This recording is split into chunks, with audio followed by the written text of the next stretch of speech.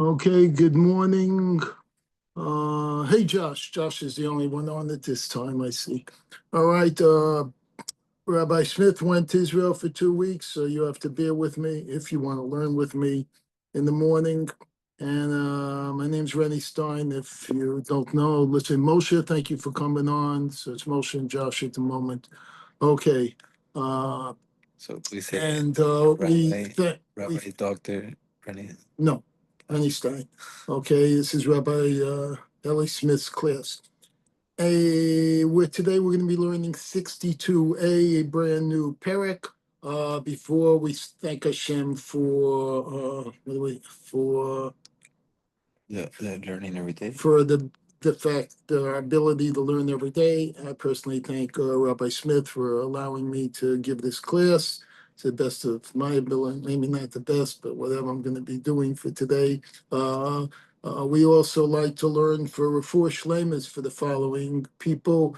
Rabbi Smith's father, I finally have his name, and his name is Tzvi Halevi ben Miriam Edel. Also for our colleague Naftali Ben Menucha Bela. Also, my son still needs Refuah Shlema, Uriel Gabriel Ben Rachel Chaya, and yesterday, older colleague of mine called, and he needs Refuah Shlema.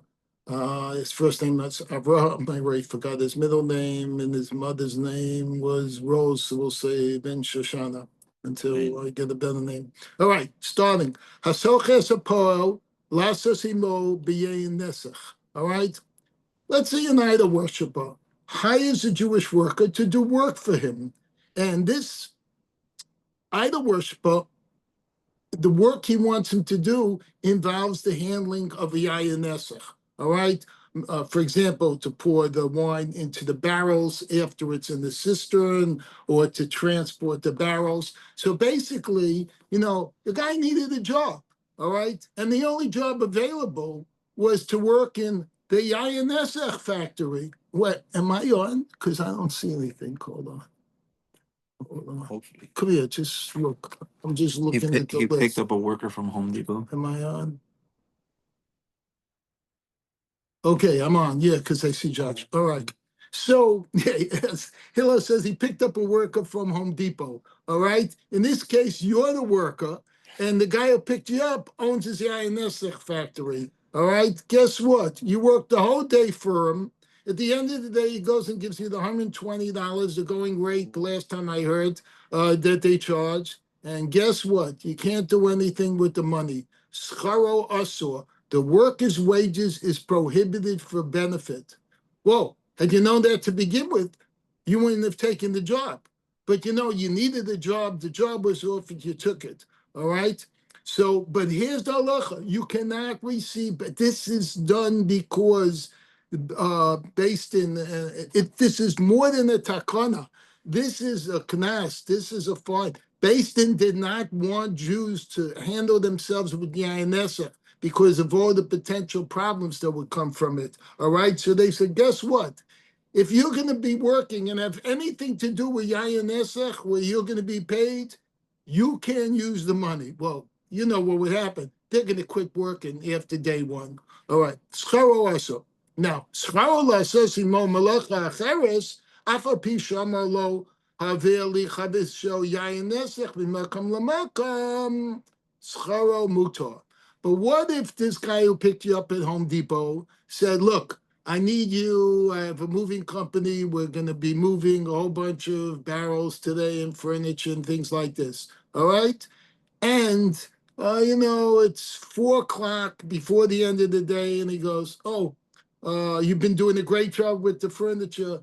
I have a couple of barrels. Just throw it on the truck. And it turns out those barrels are yayin nesach. All right, again, yayin nesach, for people who might have tuned in, is wine that were used by idol worshippers, or would be potentially used by idol worshippers for the libations of their idols. All right, and that is totally prohibited for a Jew to get involved with. All right, but in the second case here, we're saying that the wages you get is allowed.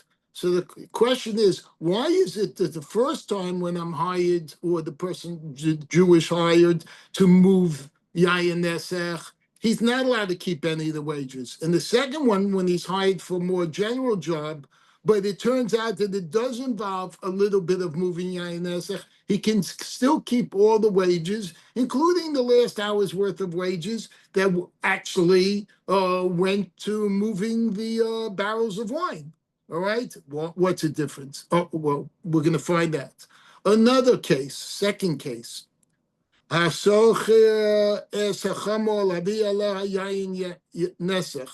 an idol worship hires a Jew's donkey in order to transport yayin nesach on it. Okay, so the Jew owns a moving company, Donkeys Incorporated. All right. And the guy's got to move his produce, one place to another. This isn't contraband. It's not moving drugs from Mexico to America or something like that. It's Family just share. What? Family share. Yeah, but that's all right. If the family, the fathers of whoever's listening, they'll take care of it.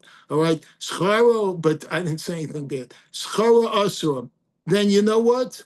The fee is prohibited for benefit. So this is analogous to the first case where the non-Jewish owner, being an idol worshiper, asked the Jew or hired the Jew to move purely yayin nesech. He can't keep his wages, the Jew. Here, the Jew owns the company.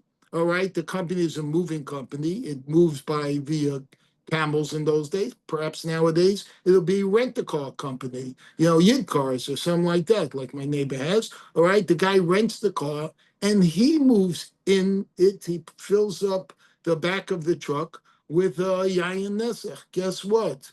You're not allowed to keep that profit.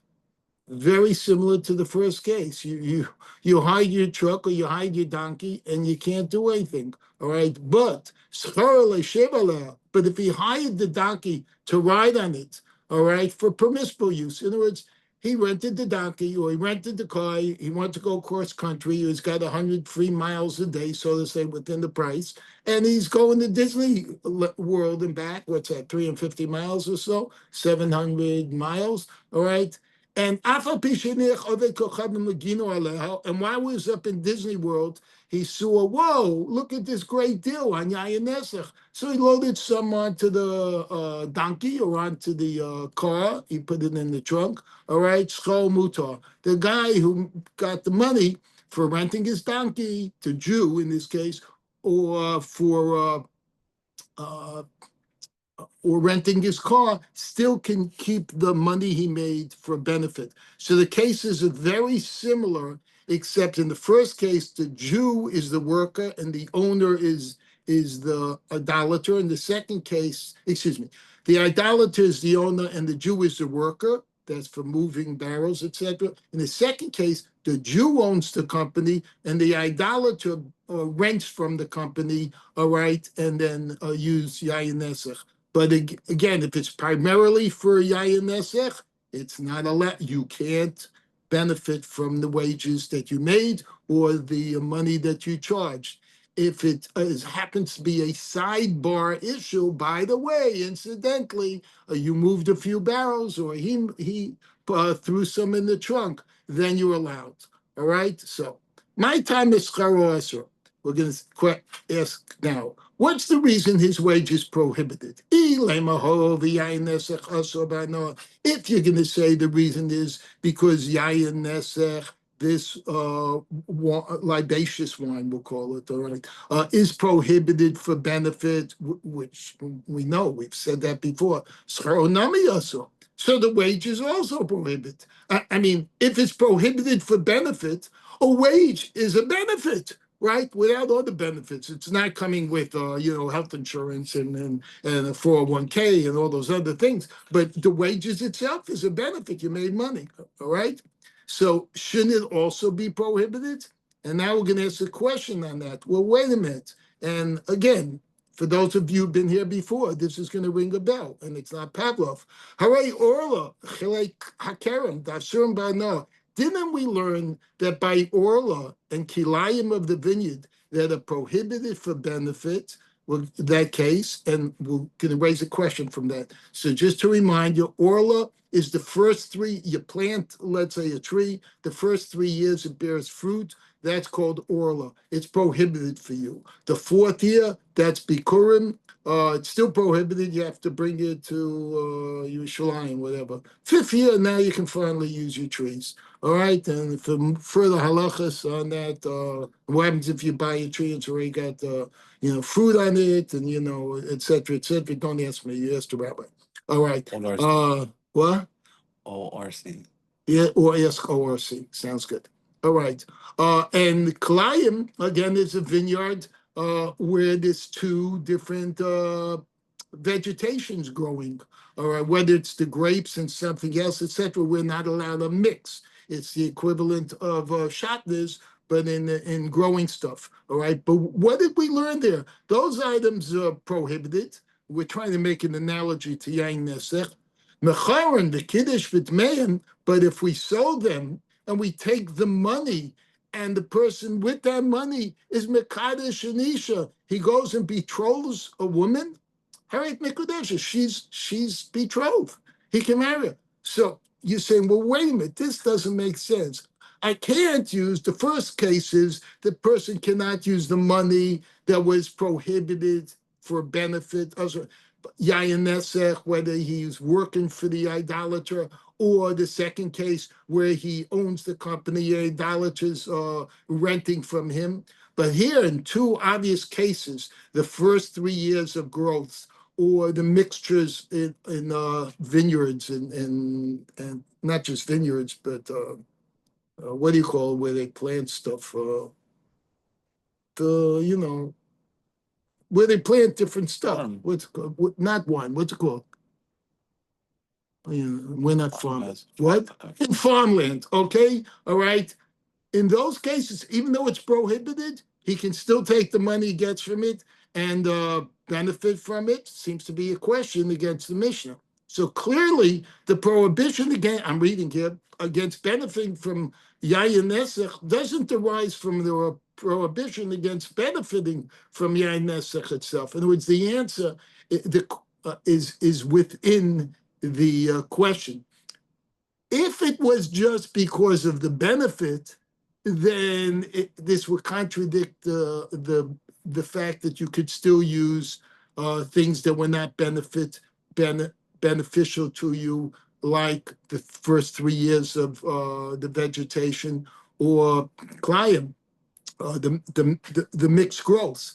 But so what is the difference with yayin nesech? Elahov tofes estamav kavodas kochavim. Rather, it is because the restrictions of the yayin nesech are like those of an actual idol that carries over to the money of the sale. And if you remember a few days last week when I gave that paperclip analogy, all right, the first red paperclip, it's whatever it was, I don't even remember what it was, but it carried over in the trade to the second paperclip. And then afterwards, the second to third, but the first 2 were always prohibited, we said there. So here too, in yayin nesech, the money that you get for benefit from working or renting, whatever it is, with the first 2 cases of Mishnah with yayin nesech, they do carry over their prohibition to the money of the sale, all right? And therefore, yayin nesech is so much more serious, all right?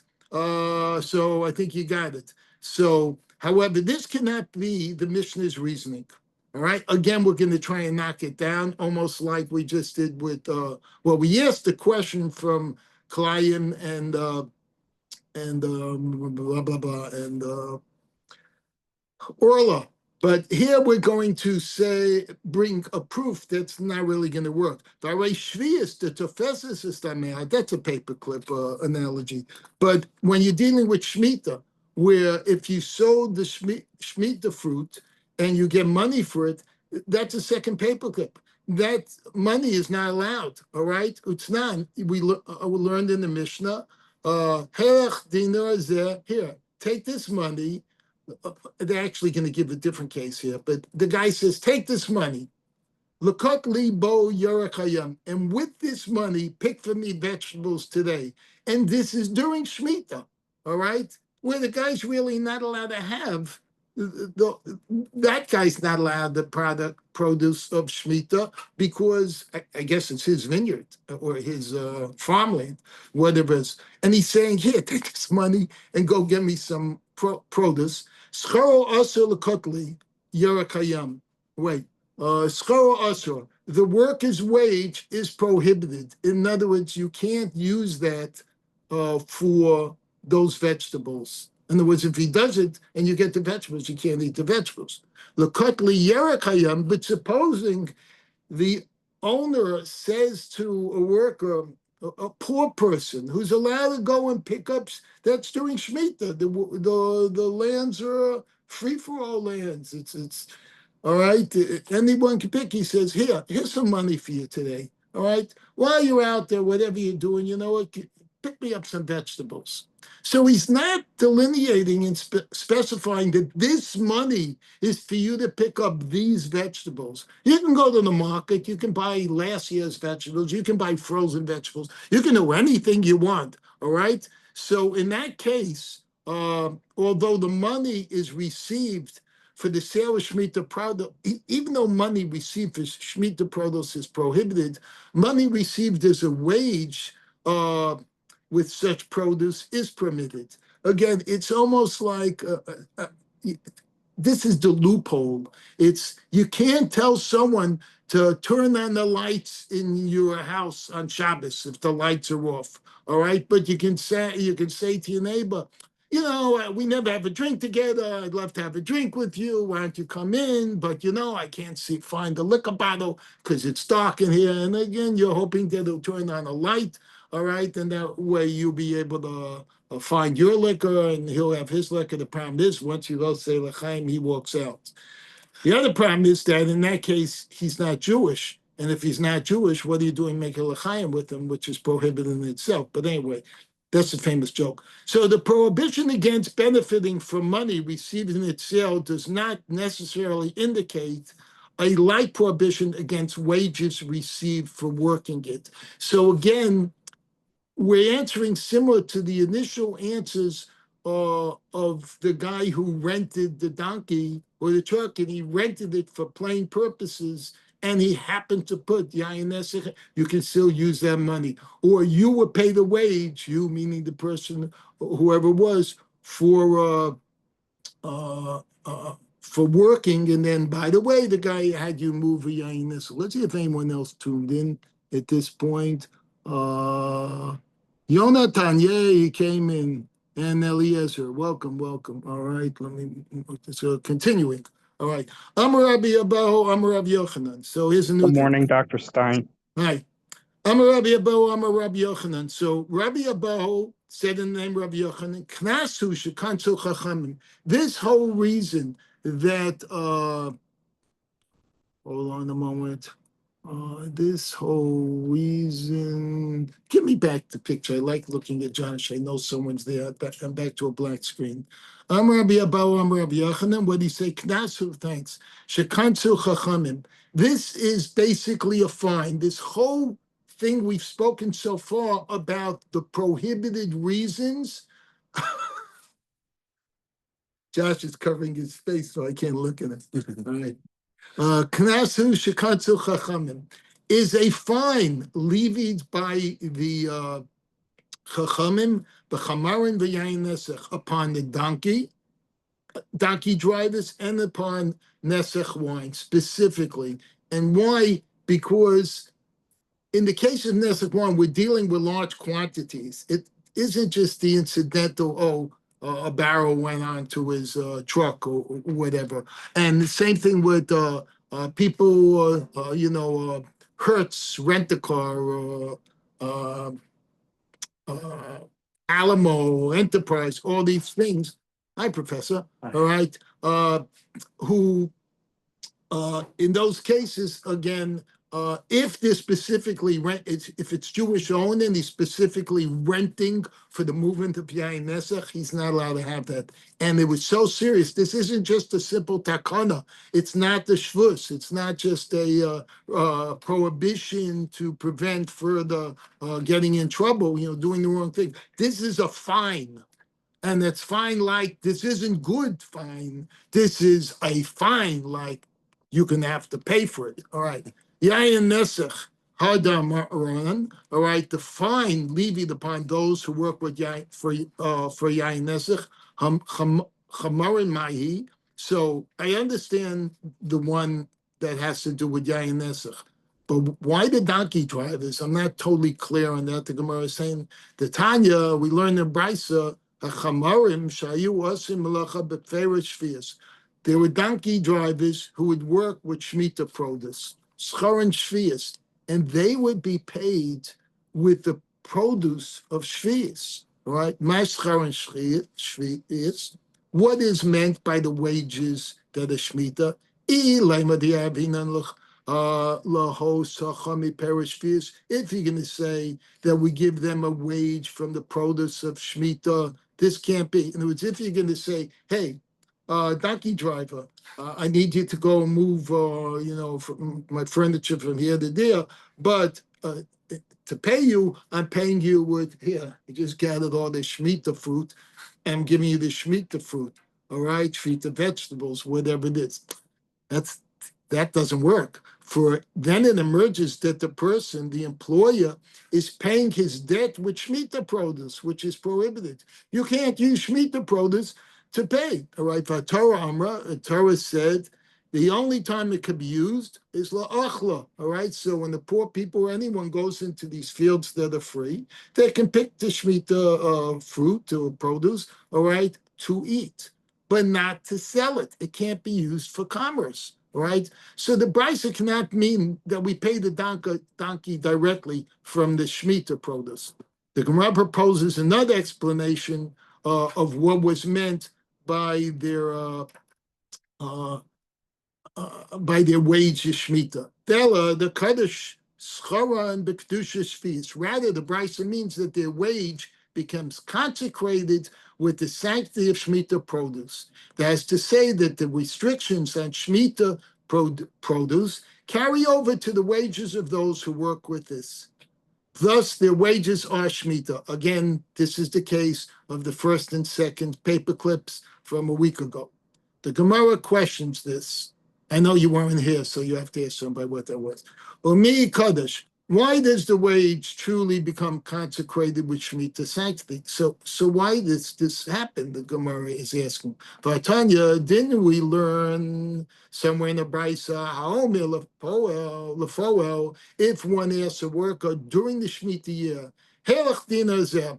here, have this dollar, all right? And buy me specifically vegetables with this dollar today, scharamuta, that the wage is permitted. Whoa, wait a minute. That's just the opposite of what we just learned. Lekotli yerek bobay. Oh, excuse me. The first time he said, here's a dollar. Go pick up some vegetables for me today. So he wasn't specifying this dollar. He could have gone and bought frozen fruit. It's very much like the answer we gave before. But second part, lekotli yerek bobayam, if he says, pick for me vegetables for it today, scharo asur. If he's saying go pick vegetables, which means the only thing to pick is the Shemitah that's out there still in the field, it's the seventh year, and he says, here's the dollar, and with this dollar, pick me, all right, then he's paying for the Shemitah. That's not allowed. So this brisa tells us that Shemitah sanctity does not carry over to wages earned by working with Shemitah produce. What then does the earlier brisa mean? When it described the wages of donkey drivers who haul Shemitah products of Shemitah? Again, it keeps on going back and forth, but the answer is when it's specifically limited to using the wages for that which is prohibited. The Gemara returns to the first assumption. Amar Abai. Abai says, "Le'olam yavinan le'schar sachar miperish fias." Really, the brisa means that we may give them a wage from Shemitah produce, the kakashalach, And for your difficulty, la'achla below l'schara, the fact that you asked, all right, you can give it, you're allowed to eat the Shemitah produce, but you can't use it for commerce, all right, in words to trade one for the other. For the Bryson discusses a case where he gives them the Shemitah produce in a permissible manner. Now we're getting to the light way. What is the legal loophole? Just as our lawyer walked in late. Kit, it's done. For we have learned in the Mishnah.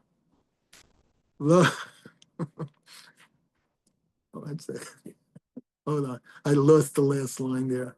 We learned in the Mishnah, Lo yama adam lachavero. A man may not say to his friend, Ha'olali peres halalu yishayim lachalek. Says, do me a favor here. Here's a basket of fruit. All right. Bring, and in this case, now we're talking about Maaseh Sheni. Should just remind you, what is Maaseh Sheni? What is the second tithe? When you make fruit, I mean, you're a farmer, whatever it is, that was an agricultural society. The first thing you had to do is give truma. Truma stands for trei mea, 2 out of 100, so it's 2% or 1 out of 50. You give that to the Kohen. All right. The next thing you do, you take whatever's left, you give Maser 1/10. That's the tithe. That's Maser Levi. You give that to the Levi, and then what's left, the next thing is Maaseh Sheni, you take another 10th, and with that 10th, you take the fruit up to Jerusalem, all right, and you eat it there. And in that case of Maaseh Sheni, if you live far away, and by the time you get to Jerusalem, the fruit would spoil, or they're going to charge you too much of VAT taxes or tariffs or this or that to get there, you just sell it where you are, you take that money, and that money can be used to buy fruit and produce in Israel and to be eaten as Maaseh Sheni. But that's all it can be used for. It cannot be used for buying souvenirs or other things like that. All right, it has to be used for buying the same equivalent produce. So now here, Helali Peres Halali Yushalem Lechalek. So he says, bring up for me these Maaseh Sheni fruits to Jerusalem for us to divide them there. So this is Reuven giving them to his friend Shimon. By promising to divide the fruits, he's in effect using them to pay his debt to the one who brings them up. This is forbidden. So the specific case here is that Reuven owed Shimon a certain amount of money. Let's say he owed him 50 dinarim, $50, all right? And he gives him, hey, here's $100 worth of my Maaseh Sheni.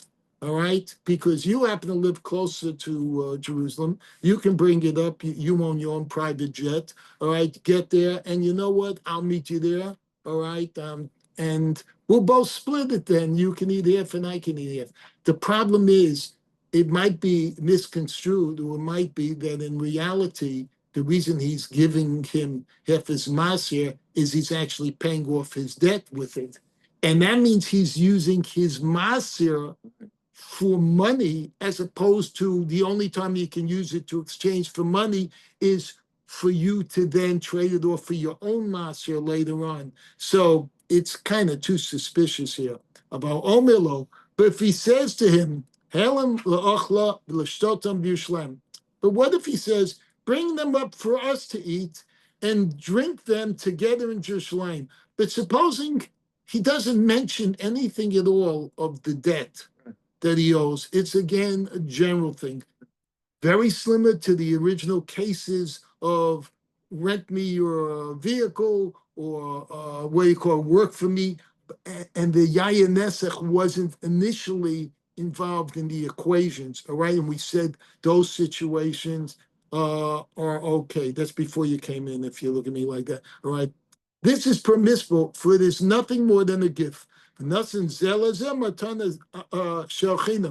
rule is, those who possess Maaseh Sheni may give it to one another as a free gift. All right. So Reuven gave Shimon a basket. Shimon happened to give Reuven a basket. And let's say they both went up, or they both then sold it, took the money, got to Yerushalayim, got new produce, and then they ate it. All right, that is permitted.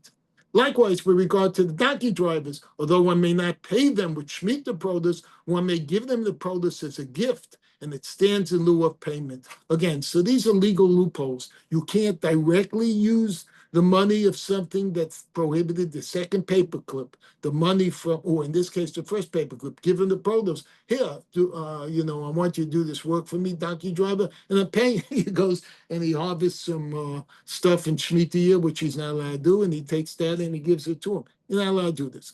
Gemara offers a different interpretation of the phrase, their wages are Shemitah. Gemara didn't really like that answer initially. If Rava says, Le'alam, the Kodesh B'Kedusha Shvius. All right. Really, the Brisa means that their wage becomes consecrated with the sanctity of Shemitah produce and is consequently prohibited. All right. That's the second paperclip. With the Katashil Lach Poel, as for your difficulty concerning a worker hired to pick vegetables during Shemitah, whose wages, the Mishnah rules, do not acquire Shemitah sanctity, it's not a difficulty. So let's see how he answers that. Poel, in the case of a worker, Delo Nefish Agre, whose wage is not large, all right? Lo Knasa Rabbanan. So you know what? He's not getting $120. He's getting minimum wage, all right? For minimum wage, the Rabbanim were not making a knas, because in general, people would like a job better than minimum wage if they can get it. So they didn't levy a fine upon him. Chamarin, but the case of the donkey drivers, those are the medallion cab owners, those are the Uber drivers that are already getting a little bit more driver to pay. The Nifish Agrai, whose wages are large, Kinsa Rabbanim Bahu. The rabbis did levy a fine upon them. It is this fine to which Rabbi Yochanan alluded. Levi or Levi? What? Levi or Levi? Is it Levi? A levy. I'm sorry. So, Levi. yeah, that's my accent. No, You're not supposed to make fun of my accent. Clarification, the word, not If you're looking in the Gemara, you know it. All right? Yeah. Kansara banam, though. It's a kanas. It's a kanas. It's a fine. A fine is a levy. All right? A fine upon them. It is this fine to which Rabbi Yochanan, but thank you for the question, just in case someone else misunderstood. It's fallen. It is this fine to which Rabbi Yochanan alluded when he stated, it is a fine that rabbis levied upon donkey drivers and upon Nesach wine. So what's my name? Is it Levy or Levy? Levy. Right? You could levy a fine on On a levy. Levy. That's a levy. All right. Rava raises a difficulty and resolves it. Umas Nisan. We learn as in our Mishnah, which fines one for work with the Ayin Nesech, and though his wage is not large, how do we explain that? All right, because we just gave an answer with the Shemitah, there wasn't a large wage. All right, so now, but we weren't talking about large wages in our Mishnah. So he says, when it comes to the stringency of the Ayin Nesech, it's different. That again it's very serious, because the prohibition Nesach wine is ancillary to the serious sin of idol worship. It's treated much more stringently than the Shemitah prohibition. I'm reading in English from the Art Scroll. Therefore, in the case of Nesach wine, the rabbis find even a lower wage worker. So in all these cases, when we're trying to bring analogies in similar cases, each one was a little bit different. And that's why we either found a heta for one, or we couldn't make it exactly analogous, because we've got answers. So now we have an inquiry. We see that according to Rava, the Brisa's ruling regarding the donkey drivers teaches a rabbinic fine that, like the fine enacted upon the one who works with Yayin Nesech, penalizes the wages of those who perform work with Shemitah produce. It was to this fine that Rabbi Yochanan referred. Okay? All right, hold on a second. The previous note. We're going to go further. Having determined that the Mishnah's prohibition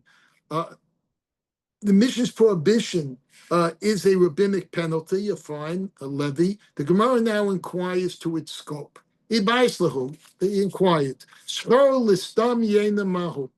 if the Idala hired the Jew to work with their ordinary wine, All right. Up until now, we have been talking with Yayin Nesach. All right. Wine used by an idolater for potentially and future idolatrous purposes. Either he already mixed the wine with his hand, all right, or that's his intent. This wine is going to Idols Anonymous, all right, to be used there, all right. But what if the guy also has a big liquor store? What's the names of the liquor stores here? Total Wine. Total Wine, all right, for example, there's another one. ABC Liquor. ABC, all right. We have liquor stores. Southern What Wine. if the liquor stores sell plain wine, bottled wine, not to be used for idolatry? All right. We don't have many idolaters in this neighborhood. All right. So are you allowed to have a job there? Because you'll be moving crates of wine that is stam yenam, all right? And we're not going into, we're looking at them, but it's wine that belongs to a non-Jew, not for idolatrous purposes, because that's also not allowed, right? So what's the law? Mi amrinen kevin di surah chamor kidei nesach, kidiyayin nesach. Do we say that since there a prohibition against wine is as stringent? Do we? In other words, is it as stringent? Is that against yayin nesach, schar namiyasu, and therefore its wages is also prohibited? So if the guy got a job at Total Wines or ABC Wines or whatever, I don't know what Sully's. That's another one. You making up names, all right? Or another place. Is he also is he working for nothing and therefore probably quit after the first day? Oh, Dilmore, perhaps hold the tumor kill, since its tumor is more lenient than that of Yayin Nesech, meaning Stam Yenam, just regular bottles of non-kosher wine. Of Schor Nami Kayo, its wage is also more lenient and it is permitted. That's the question we're asking now. The Gemara resolves the inquiry. It's a good question because people need jobs nowadays, and there are Jews that deal in the wine industry. And when they deal with places, some of the wine is not kosher. Most of the Jews are just selling kosher wine. They don't have a problem. But what if they're in a place and they're unloading the kosher wine? The guy says, give me a hand. The kosher wine. Unload those boxes with me. They're unkosher, whatever. Tashma, I don't drink, so I don't know what you're talking about, but I know that name is an expensive wine. Tashma, come learn from the following incident. Tahu Gabra, Dagar Arbe, Listam Yenam. Occurred an incident that a certain person rented this boat for use with their ordinary wine. So this guy, the guy who owned, the non-Jew, who owned all these barrels of wine, all right, which weren't Yayin Nesech, they were just non-Jewish owned wine. And he came to a Jewish sailor who owned a boat, and he wanted him, because the Jews were the merchants in those days mostly, and he said, look, I need you to transport this here from Spain to France. I don't know, that doesn't make sense. To Portugal, just take it along the coast. All right, or take it over to Italy. What does Italy need Spanish wine for? Whatever. And the renters gave him wheat as the rental fee. So here, the Jew is receiving for his payment wheat. Also, they're coming to Rav Chisda. They came before Rav Chisda to inquire, can he use the wheat? All right, because we're dealing with a substantial amount of non-kosher wine here. Malay Rav Chisda says, zero klinu v'kavrinhu. You know what? You Jew owner, you need to take that wheat and you need to burn it and bury it. B&B. And we're not talking about bed and breakfast. All right. Burn and bury. Burn and bury. All right. And right away you say, well, wait a minute. If I burn it, why do I have to bury it? If I bury it, why do I have to burn it? That's going to be the Gemara's question. It is forbidden to use. Thus, we see that the wages of work performed with ordinary wine of idolaters are just like the wages of Nesach wine itself and are forbidden for benefit. So guess what? No good either. The Gemara questions the need to burn and bury the wheat. We just asked that. How are we doing time-wise? Oh, we're all right. So Rav Chisda should have said, scatter it. Why don't you just burn it? You got ashes. And, do, you're right by the water, do, what do you call it? What's that?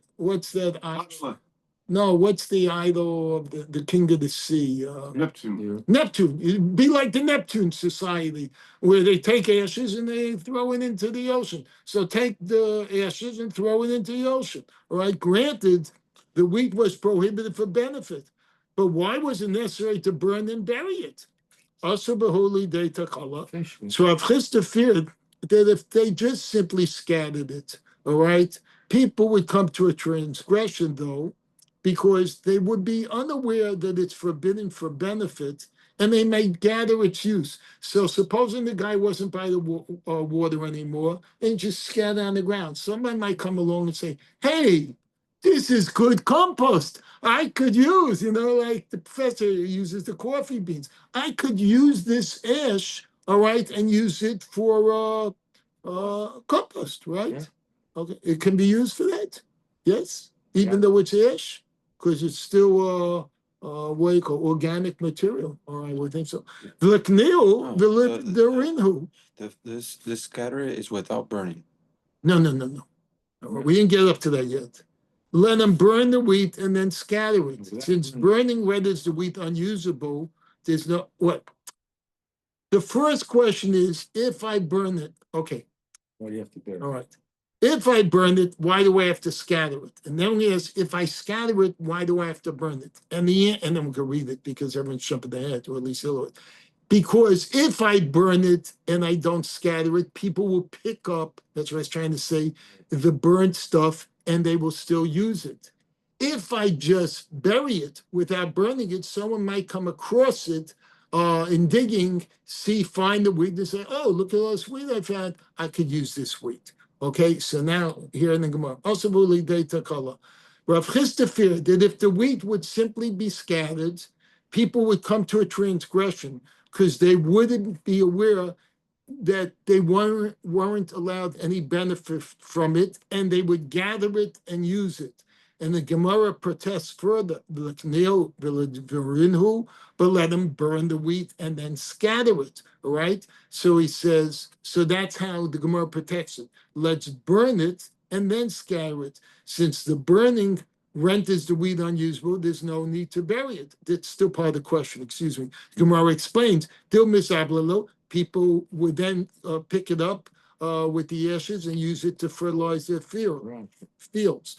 The Gemara persists, in Yahu, this is what you study as, it's not what you ask when then just listen. But let him bury the wheat without burning it, Milo Tanan, has not been taught in the Brisa regard. All right. In other words, if we bury it, then we shouldn't have to burn it. All right, because it's also bad. But here's the promise. So we're going to bring a Bryce of something we learned a long time ago. Remember when we were learning about skila and how we would the different ways of killing someone who was guilty of mita by bastin. All right, so we had if he was choked with the cord, or if he was chopped his head off with a hatchet or whatever, if he was burned with hot lead or whatever it is, and he always. And then if he was stoned, by thrown off the cliff, and if that didn't work, take the boulder and throw it on him again. All right. After that, we learned, and we're going to say now, that not only did you bury him right there in the cemetery next to where Bastin would sit outside of the city, all right, but you would bury the items of destruction, all right? And then it included even the tree branch that he was hung on, all right? So we're going to say here, so we're asking a question from there. We're saying, then we learn in Brisa that the stone that he was stoned with, or the beam on which he was hanged, or the sword he was killed with, or the scarf or rope, whatever it was, with which he was strangled, we would bury him with them. We don't say over there you had to burn those items before burying them. And why do we say you have to bury them? Because they're prohibited from benefit. So from this price that we see, once we bury a forbidden object, we're not concerned that it'll be unearthed. So there's no need to burn it.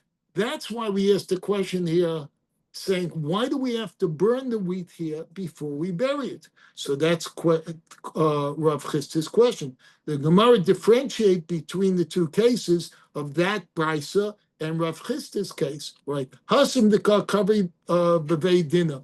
There where they buried the objects, it was in the cemetery that belonged to the court of 23, usually, who sat just outside the city. So that was a cemetery. Everybody knew this cemetery, whoever's buried there, they were buried because they did something wrong. They're not going over there and disinterring over there, and then we say, oh, look at this, I found an hatchet. Oh, look at this, I found, a tree beam, whatever it is. A sword. I found the sword. So, yeah. Mochacha Milsa Daruge based in Inhu. It's evident that all those objects that were used to dispatch those executed by the court, and therefore they are forbidden, all right, that they're buried there. Therefore, there's no concern that they might be unwittingly used because people knew they're not allowed to touch those objects. Hacha, here, where we're just in a regular field, lo mocha milza. But here it's not evident that this is prohibited wheat. In other words, if we didn't burn it and all we did was bury it, and someone then happens to dig up, says, whoa, look at this bag of wheat. He wouldn't know that was prohibited. He'd think a crook stole it, buried it there, was going to come back later and pick it up, maybe. So we'll say, in this, that's the next line. In this ganav, I take cover. Someone stole the wheat and brought it here to be buried. Guess what? A ganav. If you steal from a crook, he ain't going to report that theft to the police. It's therefore necessary to first burn the wheat so that the one who finds it will realize this is forbidden for benefit. So we're not saying that someone won't come along and dig it up. He'll dig it up. He said, wait a minute, this is burnt wheat that's buried. Oh, that's forbidden. That's just like the items of destruction by the Beis Din for people who were guilty of death, right?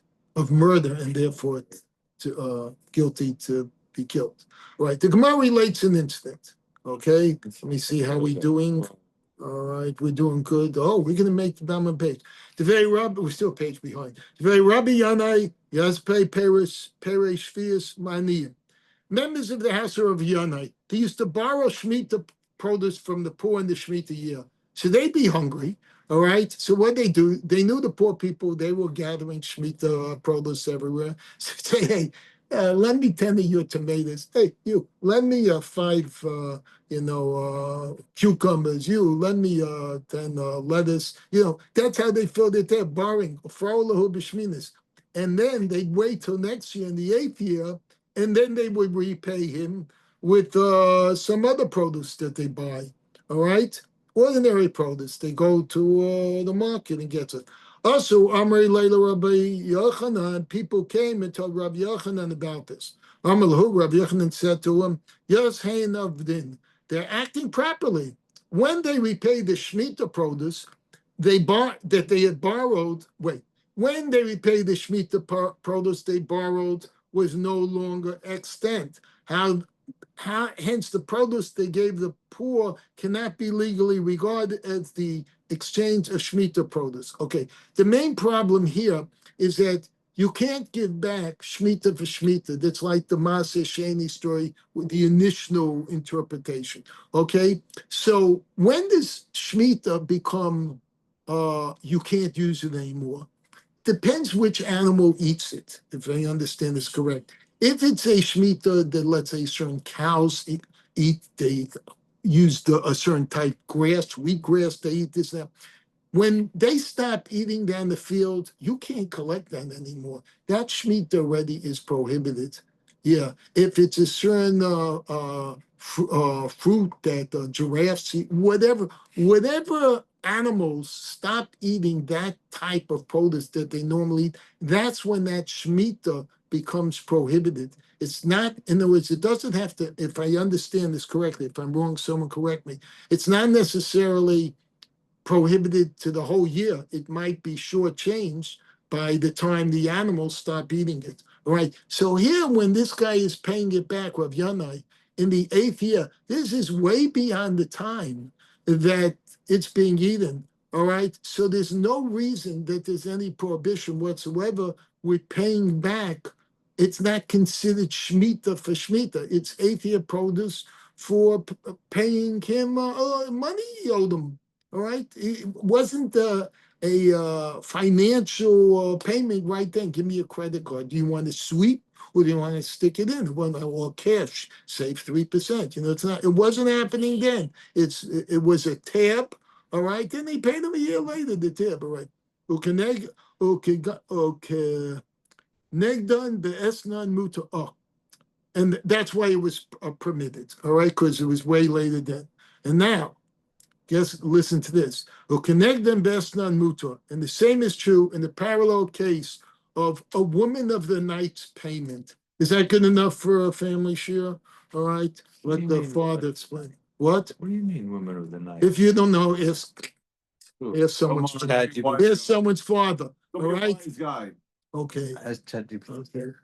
Listen, how well is your hearing? Can you hear a lot? All right. Okay. So in the parallel case of this woman's payment, given after the act of whatever act they were doing, which wasn't allowed, all right, this payment is permitted for the altar. All right. So that's kind of strange. So she's receiving money for something we know that is prohibited, and then she wants to use that, not money. Well, she's receiving payment. Maybe she received an animal for payment, and she's going to use that to bring us a mizbeach, to bring us an altar. We have very righteous women that worked the night shift in those days. The Tanya, for it has been taught in the Brisa, nasan la v'lo ba leha. This we learned in the Brisa. He gave her an animal in payment, but guess what? He gave this woman, this night shift woman, an animal. All right, but he had no more relation with her. That was it. All right, and then, or let's say he had some action with her. All right, but he didn't give her any payment. Habitation. I'm not saying that word. This is a family share. I'm sorry. You'd be surprised how smart kids are nowadays. I am not saying that word. I don't care how many action. Action. All right. All right. Cohabited with but he didn't pay for it. All right. He got a freebie. All right. What do you mean? You don't see those cars, the Tesla's going around, says freebie. That's why I said he got a freebie. All right. He didn't give her a payment. Esnana muta. Then her payment, esnan is referring to the payment, all right, is permitted. So what we're really saying is when there's no direct relationship to the action with payment at that time, then if he paid way before or he paid way later, those payments are okay. Again, we're trying to bring an analogous case to the cases we spoke about previously. Again, it's almost like once removed, all right? It's not paying for the services at the time they're rendered. That's definitely not allowed to be used. Nasan la v'lo ba leha, all right? But what if he gave her stuff and but nothing happened? All right, pshita. That's a no-brainer. Kevin Labala, since nothing happened, everyone would say that's just a gift. I mean, well, you gave us something, you didn't ask for anything back. All right, so certainly that's not even the question. And furthermore, what if he had some action? All right, below nothing, look, but he didn't pay anything for it. He didn't pay anything for it. Right. Hello, stop it. Will you be quiet? I'm doing my best to not say those words. Hello, v'lo nidei. He didn't give her anything. All right. All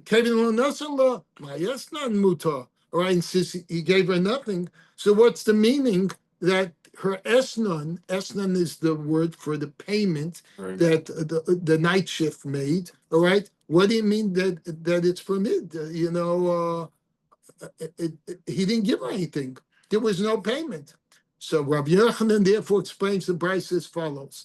Ela hachikama. All right, let's finish the last three lines. All right, this is what it means. Nasan la v'chakach bala. He gave her at one point. Later on, at some point in the future, he met her and they decided to go out. That's it. All right, when she got off before the end of her shift. Or one night she was on the shift and whatever happened, and then a year later, 6 months later, no, he didn't pay for it or anything. 6 months later, he then says, "Hey, by the way, I never gave you any money. Here's some money." Then that's allowed. That's all. Nasan la v'achakach ba'alel. If he gave at the beginning and later on, l'chi ba'ala, when he does cohabit with her, lechoala, next page, lechoala isa esnanamafreya. So the prohibition of that woman and night's payment should take effect on the animal retroactively. Well, you know what? We'll repeat this again, start tomorrow, because we're up to 63A. Davening starts in 3 minutes. We made it through a page. Woo! Thank you. Shem. Except for all the interruptions. Josh, how'd we do? I can't see what you wrote there. I don't know what that says. What is it? Probably give you 5 stars. He's counting how many things I did wrong. I probably give No, 5 no, stars. take it off the recording. How? I don't know. Thank you. All right, see you guys. Bye-bye. Have a good day. Thank you.